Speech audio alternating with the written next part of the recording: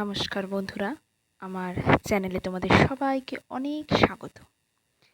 একটা সকালবেলার দৃশ্য দিয়ে আমার এই ভিডিওটা শুরু করলাম। কারণ সকাল মানে নতুন দিনের যেমন সূচনা, আর এই সকালটা দিয়েই আমি আমার জীবনের নতুন একটা অধ্যায় শুরু করলাম।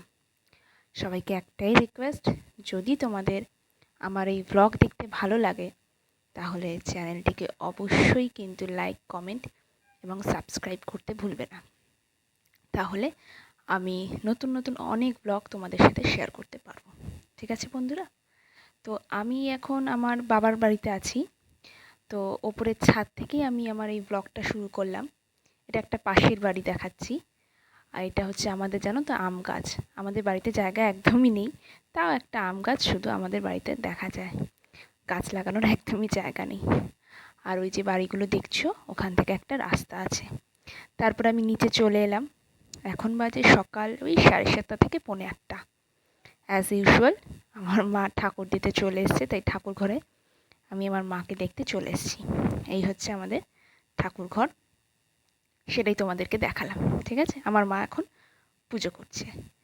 তারপরে ঠাকুর ঘর থেকে আমি ঠিক নিচে চলে যাব। নিচে গিয়ে আমার বৌদি ভাই কাল রাতে চিড়ে ভাজা বানিয়ে রেখেছিল, সেটাই আমি একটু টিফিন মতন করব। এখন মাত্র 7:45-8টা বাজে। তো আমার চা খাওয়া হয়ে গেছে। তো চা খাওয়ার পর আমি একটু চিড়ে ভাজা খেয়ে নেব।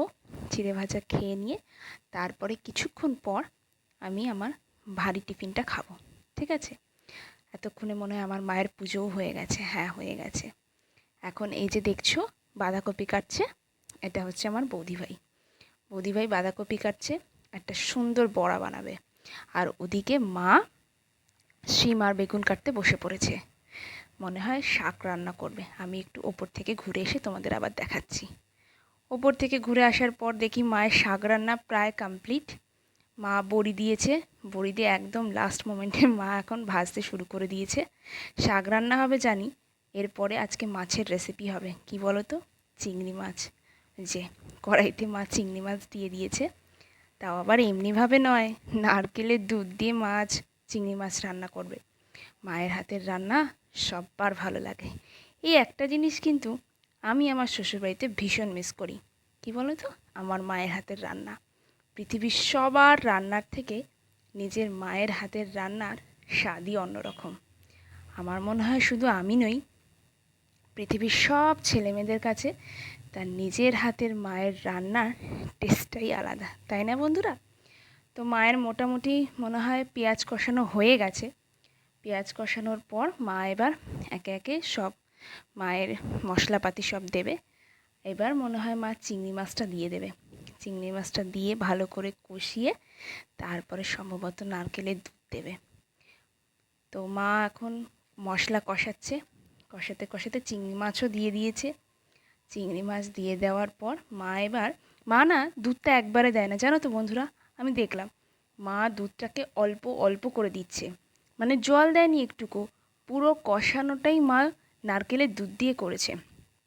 খেতেও অসাধারণ হয়েছে, রঙটাও যেমন এসছে। কিন্তু হ্যাঁ, একটা জিনিস ঠিক, আমার মা না রান্নায় বেশি মশলা ব্যবহার করে না, খুব মিনিমাল মশলা দিয়ে আমার মা রান্নাটা করে, কিন্তু খেতেও হয় অপূর্ব স্বাদের। মায়ের হাতের আজকের এই চিংড়ি মাছের মালাইকারিটা অসাধারণ খেতে হয়েছে, খুব সুন্দর। পরে যদি তোমরা কখনো বলো, আমি এই পুরো রেসিপিটা আমি তোমাদের সাথে আলাদাভাবে শেয়ার করব, দেখবে খুব সুন্দর লাগে।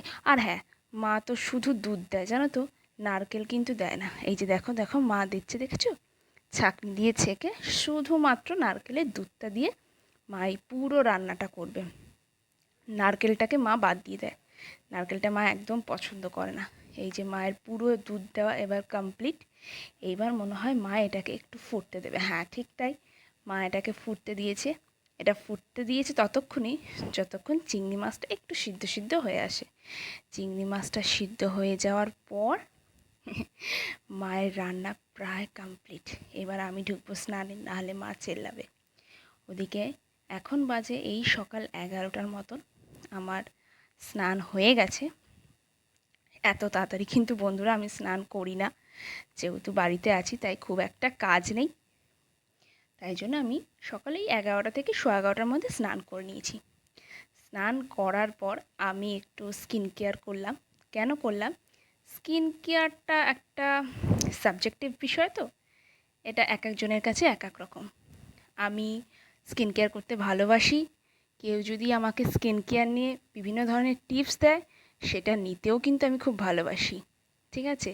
খুব বেশি স্টেপস আমি ফলো করতে পারি না। আমার আবার একটু মুডি আছি আমি। যেদিন ভালো লাগে সেদিন একদম পরপর স্টেপ করব, আবার যেদিন ভালো লাগবে না সেদিন একদম কিছুই করব না। কিন্তু সেটা করা তো ঠিক না। জীবনে কনসিস্টেন্সি ইজ ভেরি ইম্পর্ট্যান্ট, আর আমি সেটা মেনটেন করার চেষ্টা করি। তাই জন্য আজকেও বাড়িতে এসেছি ঠিকই, কিন্তু 2-3টে স্টেপ যেগুলো না করলে একেবারেই নয়, সেগুলো কিন্তু আমি একদম ফলো করি। আর ঠিক সেই কাজটাই করছিলাম। আমার স্কিনটা একটু অয়েলি, কিন্তু কী জানি হঠাৎ ডিহাইড্রেটেড হয়ে গেছে, তাই ফলো করলাম। এখন সন্ধেবেলা হয়ে গেছে, নিজের হাতে একটু চা বানাবো। চা বানিয়ে আমি নিজেও খাবো আর বাবাকেও দেবো। প্রতিদিন অবশ্য সকাল বিকেলে এই চায়ের দায়িত্বটা বাবার ডিপার্টমেন্টেই থাকে, কিন্তু আজকে আমি এই চাটা বানালাম। চা আজকে আমি বানাচ্ছি দুধ চা, কিন্তু আমি না ওই আমল দুধ দিয়ে খুব একটা ভালো চা বানাতে পারি না। আমার চায়ের কালার একদমই আসতে চায় না, তাও কোনো রকম এসছে। কিন্তু হ্যাঁ, চাটা খেতে কিন্তু একদম খারাপ হয়নি। ঠিক আছে? খেতে মোটামুটি না বেশ ভালোই হয়েছে। তো যাই হোক বন্ধুরা, আজকে আমার এই ভিডিওটা এখানেই শেষ করলাম। আশা করি তোমাদের সকল